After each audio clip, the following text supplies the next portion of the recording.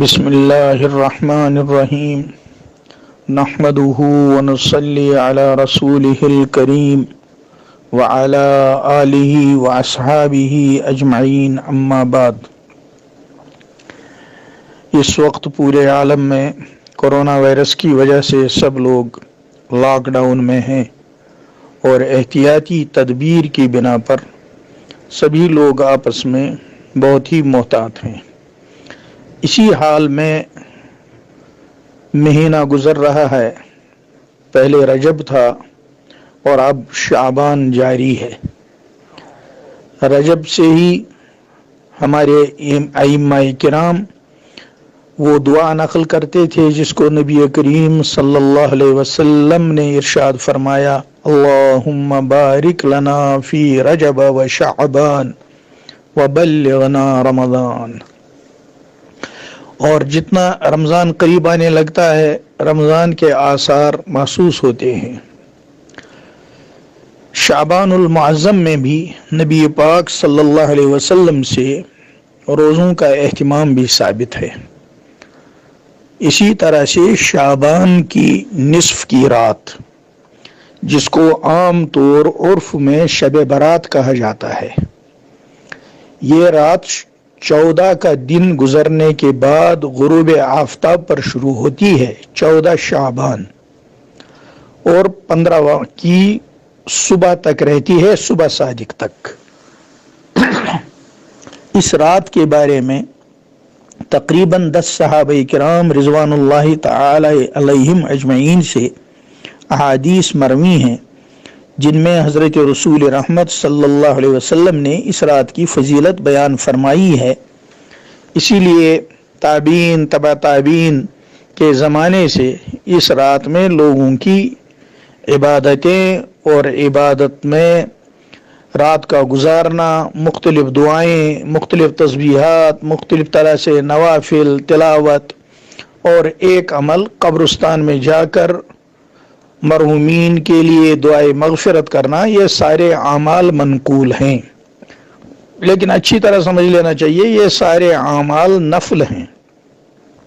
فرض کا درجہ الگ ہوتا ہے، نفل کا درجہ الگ ہوتا ہے۔ اگر کوئی آدمی نہیں کر پاتا تو اس پر کوئی لعنت ملامت نہیں کی جا سکتی، اور جو کرے گا اور کرنا چاہیے، خصوصاً آج کل ہم لوگ لاک ڈاؤن میں ہیں، اور اس لاک ڈاؤن میں ہم لوگ جس کو احتیاط کے طور پر استعمال کر رہے ہیں اس لاک ڈاؤن کو، اس میں اثر پیدا کرنے والی ذات اللہ تعالیٰ کی ہے۔ اللہ تعالیٰ ان احتیاطی تدابیروں کو نافع بنا سکتے ہیں، اور اگر وہ نہ چاہیں تو کچھ بھی نہیں ہو سکتا، کوئی احتیاطی تدبیر کارآمد نہیں ہو سکتی۔ اس لیے اس رات میں دعاؤں کا اہتمام کرنا چاہیے۔ یہ اللہ پاک کی مشیت ہے کہ دنیا میں دنوں کا راتوں کا اختلاف ہے۔ ایک ہی وقت میں بر صغیر میں دن ہوتا ہے، اسی وقت میں بعض ممالک میں رات ہوتی ہے، کہیں صبح ہوتی ہے، کہیں شام ہوتی ہے، اور تاریخوں کا بھی اختلاف ہوتا ہے۔ اس میں ایک بڑی مصلحت یہ ہے کہ اللہ تعالیٰ ہر طرف کے طبقے کو اپنی رحمتوں سے مستفید کرنا چاہتا ہے۔ مثال کے طور پر آج 7 اپریل کو سعودی عرب میں 14 تاریخ ہے، وہاں جو ہی شام کو آفتاب غروب ہوگا تو یہ شب شروع ہو جائے گی۔ اور اس کے علاوہ بعض ممالک میں جیسے ہمارے کشمیر میں آج 13 تاریخ ہے، ہمارے ہاں یہ رات کل کو ہوگی، یعنی 8 اپریل کو جب غروب آفتاب ہونے لگے گا اس وقت سے یہ رات شروع ہو جائے گی۔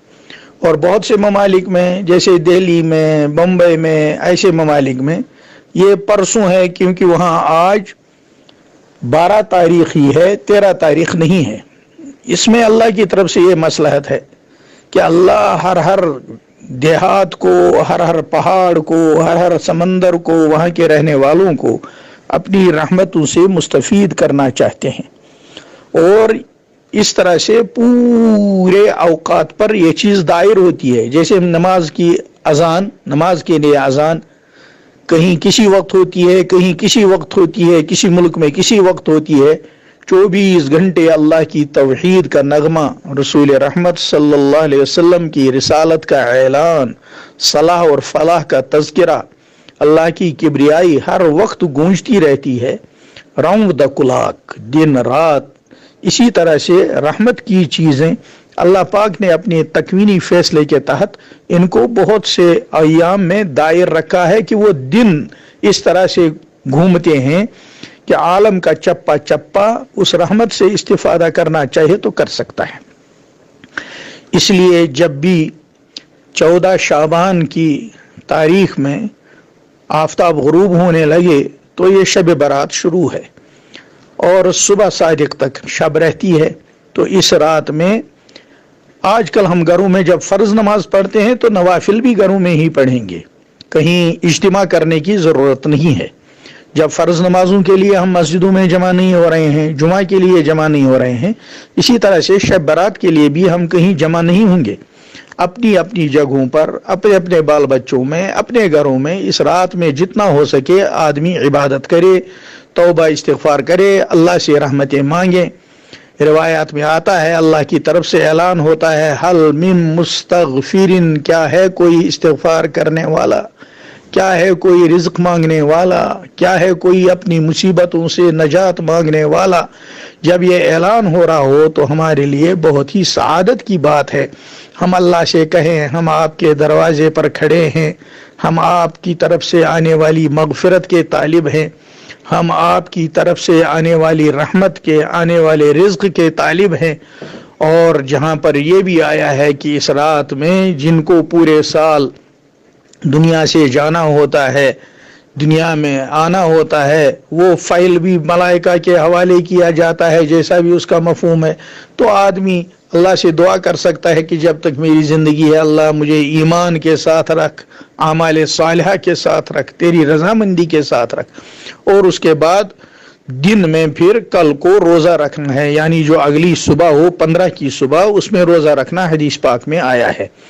اس لیے یہ دو اعمال اس میں ہیں، ایک اس رات میں عبادت اور دوسرے اگلے دن میں جو 15 کی تاریخ ہو اس میں روزہ کا رکھنا۔ یہ دو مسنون اعمال اس میں آئے ہیں، اور تمام علماء، صالحین، اکابر، فقہا، محدثین اس معاملے میں ہم سب اچھی طرح جانتے ہیں، وہ اس کا اہتمام کرتے رہے ہیں۔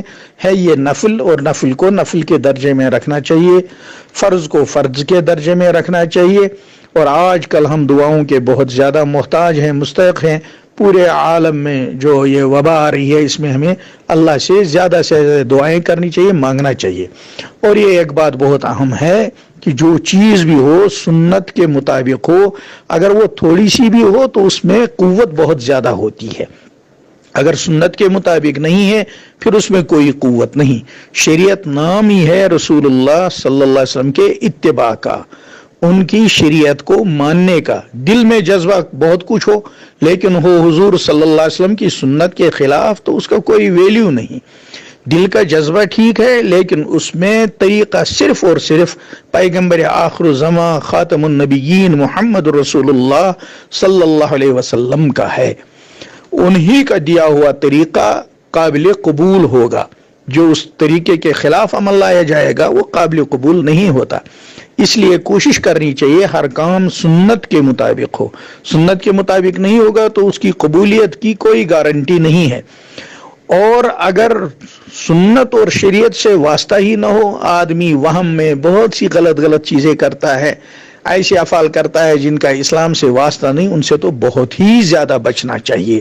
خصوصاً اس وقت اس کورونا وائرس کے وہم میں جو ایک صاحب کو وہم بڑھتا جا رہا ہے، محض واٹس ایپ اور ٹی وی میں نیوزیں دیکھنے کی وجہ سے وہم بڑھتا جا رہا ہے اور دل کمزور ہو رہا ہے۔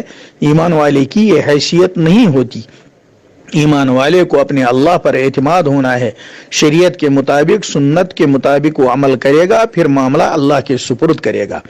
آپ کو معلوم ہے حضرت ایوب علیہ السلام جن کو قرآن پاک نے کہا کہ وہ صابر تھے، اس لیے ایوب صابر علیہ السلام ان کے لقب میں کہا جاتا ہے۔ انہوں نے جب دیکھا کہ ان کی اہلیہ نے کوئی ایسی بات کی جو ان کو پسند نہ آئی، ان کو لگی وہ شریعت کے مطابق نہیں ہے، کیونکہ وہ بہت زیادہ بیمار تھے، تو انہوں نے قسم کھائی تھی میں اپنی بیوی کو، انہوں نے کیوں کوئی ایسی چیز سوچی یا سنی تو میں ان کو سزا دوں گا۔ تو اللہ پاک نے اس وقت پھر قرآن پاک نے تذکرہ جو کیا ہے وہاں کہا، اللہ نے ان کو پھر اس کی ترتیب بتا دی، تم ایسا کرو۔ سورہ صاد میں ہے 23ویں پارے میں اللہ نے ان کو جہاں یہ بشارت دی کہ ایوب علیہ السلام صابر ہیں اور ان کو شفا بھی عطا فرمائی، وہاں اللہ نے ان کو تذکرہ کیا کہ ان کو ہم نے کیا ترتیب بتائی۔ قرآن پاک نے کہا وَخُذْ بِيَدِكَ ضِغْصًا فَاضْرِب بِّهِ وَلَا تَحْنَثْ، اس طرح ترتیب بتائی، تم اپنی اہلیہ کو محض ایک بات کی وجہ سے جو قسم کھا چکے ہو میں اس کو سزا دوں گا، اس کا حل بتا دیا، بہت ہی حکمت کا حل جو اللہ پاک کے شان کے شایان ہے۔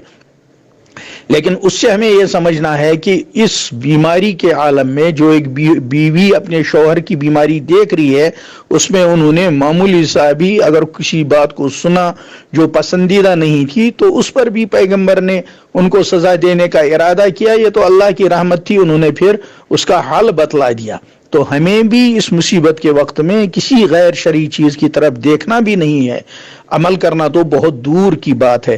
اللہ سے نجات مانگنی چاہیے کہ کسی مصیبت میں، کسی بیماری میں ہم کوئی غیر شرعی عمل کریں، کوئی شرکی افعال کریں، کوئی کفری افعال کریں، اس سے اللہ سے معافی مانگتے رہنا چاہیے۔ باقی اسباب کو شریعت کی حدود کے اندر ہمیں اختیار کرنا ہے، اور احتیاطی تدابیر بھی ہم شریعت کی وجہ سے کر رہے ہیں، چونکہ یہ رسول اللہ صلی اللہ علیہ وسلم کی سنت ہے۔ اس لیے شب برات میں بھی کوئی ہنگامہ، کوئی ہجوم یہ سب کرنے کی ضرورت نہیں ہے، اور نہ ہی کوئی غیر شرعی افعال کرنے چاہیے۔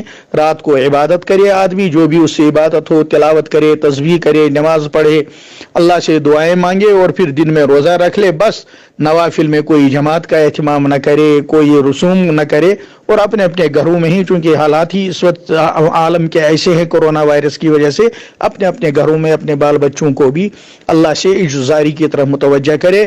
اللہ تعالی ہم سب کو اس کی توفیق عطا فرمائے۔ وآخر دعوانا ان الحمد للہ رب العالمین۔